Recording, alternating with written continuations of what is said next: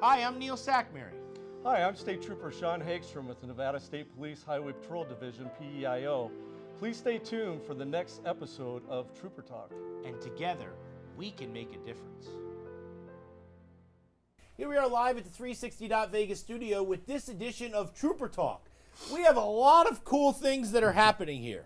Let's everybody introduce themselves so that we know who we're dealing with now, right?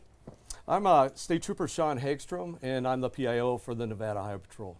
You, sir, are who? I got to introduce myself a little differently today. My name is Corporal McClarty. I was the prior recruiter for Nevada State Police. Corporal.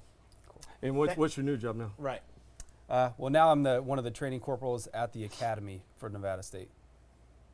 We are very happy to have you here in this type of uniform. And you, sir? I'm Sergeant Ted Chkowski, and I'm the motor sergeant for Nevada Highway Patrol Southern Command. And so thank you all for being here. One of the cool things that we're able to do with Trooper Talk is have very cool and interesting things according to how you can talk to everybody and get everybody in here, because it's really important. A lot of people, they see this motorcycle, they zoom past it, they don't understand what it is. I'm sitting next to this machine gun, you know what I mean? There's a lot of things that you are in control of when you are driving your motorcycle. On top of which, as we joked before, that some of us might sit on this and it might not be comfortable, where others have an office of four wheels. This is your office. So from over there, sort of describe to us a little bit about what it is that we have, the motorcycle and everything like that. So it's a BMW RTP 1250. We have front and rear moving radar, and typically the one thing that we use the most is LiDAR. We show you, at your best, which is when you're doing work, right? We show you when you're looking over the motorcycle with the radar gun, hiding behind things, to show people that you're out there in the community, and that speed, right, is one of the things that we need to get on top of in the state. And just speed in itself, at that speed, is a reckless manner. And there's no reason to be going that speed. And that's one of the things that we talk about all the time on Trooper Talk. Absolutely, and we bring it up all the time, Neil, about reckless driving. And what we want the folks out there to know is, if you get stopped for reckless driving, that 115, 126 miles per hour, which is unacceptable anyways, they can tow your car, they can arrest you on spot. But reckless driving also is a ticket that is $1,240, 8 points off your license. Your license only has 12 points on it already, but you lose 8 points off your license right away. So now you're looking at higher insurance costs, or even trying to get insurance, because you never know, some insurance companies might drop you if you already had a couple points for speeding before. But there's no sense for reckless driving out here. I'm on the 215, and I'm still pulling over people 90 to 100 miles an hour, and totally unacceptable. So what we're trying to do is get the message out for everybody to slow it down. The majority of our fatals out here are due to speed and impairment across the whole state of Nevada. So people got to understand that speed is one of our main factors when it comes to death on the roadways here. We hope that a person in the middle, now you have been promoted to a position where you actually can really make significant changes in everyone's life, because now you see them from the time they get into the academy all the way until the end. And that's kind of a little bit of the reason why I chose to do that. And I had the idea when I was in the academy, like, I think I could do this. I think I could be, a good teacher, a good person to have the experience to show people how to conduct yourself as an officer, and then see them growth, and then see their growth, and then move on to their career full time once they're off training and stuff. So that's kind of the real reason I wanted to, inspire and be a good support system for people, starting with recruiting and then now this. So I get to do that a little bit more than just be an officer. It's a little bit more passion for me to be able to help out who I want to work with. And he's got the extra stripe now. Oh, absolutely. And you know what? I got to add this too, Neil. Yeah, we don't have anybody more committed Because remember when he was doing recruiting? 100%. He would do it on his days off. Yes. If somebody needed help, getting their push-ups or physical fitness done, he'd be there. And he deserves a spot more than anybody. Yeah. And I'm very happy for him to move up. Yeah. Because it is kind of a move up, being a corporal now. And I think he'll do a fine job training new recruits for the Nevada State Police.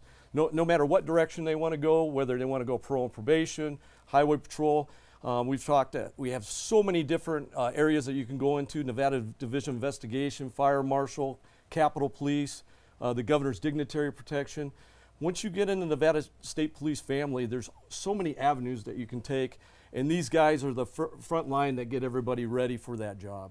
Yeah, no, it's fantastic. Yeah. We make a joke, but like when it came to the dedication of what he did to get new people to do the recruiting for everything, he was there. Absolutely. And so it is very well deserved. He's probably very modest and doesn't want to smile at it, but it is the truth. You know it what gets I mean? a little So- awkward. I don't like that. Right, I know. Yeah, whatever. Yeah.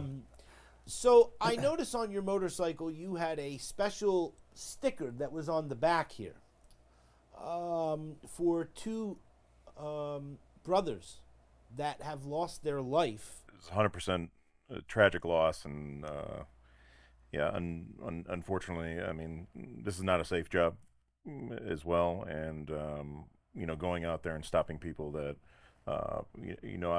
we always kind of look at it where whenever we stop an impaired driver, we're at least saving one life.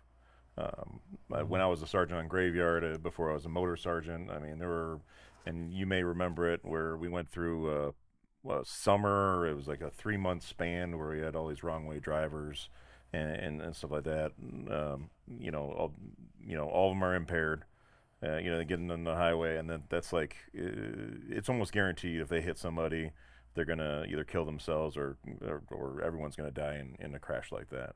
I didn't know you did the motors. Oh yeah, did motors, K&I, And Governor's now, and Detail. now he drives the Mustang. Yeah. That the everybody Mustang. thinks is like a regular Mustang with no roof, no roof lights, and they think like Well, it's. they get surprised every day. You know what Yeah, I mean? you know I got what I people mean? pass me 20 over the speed limit. We have to have a little talk and education. Right. So unfortunately. So talk to me about that. That's very interesting because you've done different things. Unfortunately, you already work for Nevada State Police, and he's not doing recruiting anymore. Or his ears would have perked up and said, "Oh, if there's something else that you can do." You know what I mean? Sure. There's a lot of things you can do and say when. Talk to us about that, though.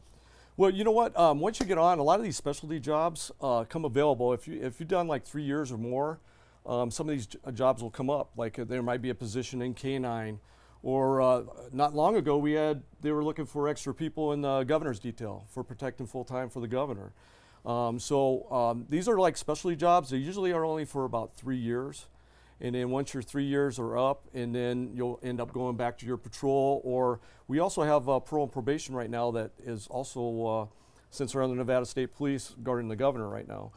So, and they have all the same training and everything, but he could tell you what was your job as a recruiter. Was it for a 3-year stint? 3 was years it? max, 2 years minimum, 3 years max. Yeah. So that's what happens with some of these specialty jobs, and how you just got to wait for openings, and then you apply for it. And you just compete with everybody else like another job option or whatever. So. But the thing is that you're still with the same agency, right? Absolutely. So you still have the pension, Mhm. right? Nothing You still- changes. You just still the have all assignment. these different things. You could have a job that is for a very long time that sets you up to have pension and all these type of things. Normally we talk to a recruiter, but now he's a corporal. One thing I want to hit, Neil, though, Yeah, tell me. since we were talking about speed and everything, and we do have the holidays coming up, Yes. and I do want everybody to, if they can remember a few things like reduce your speed, buckle up, have your cell phone off. If you're traveling out of town, I usually tell people make sure that you have a spare tire, and it works. Like it actually has air in it. I don't know how many times I've told you in the past that we get out there and they don't even have a spare tire, or there's no air in the tire, Yeah. and we don't like carry compressors with us and all this other stuff. So we either got to get a tow or something else. Make sure you have jumper cables. Just make sure your car is mechanically sound before you go on a lengthy trip if you're going to travel a couple states away. And I always tell people, take water with you. Just because if you do get stranded, take water and take extra like winter clothes.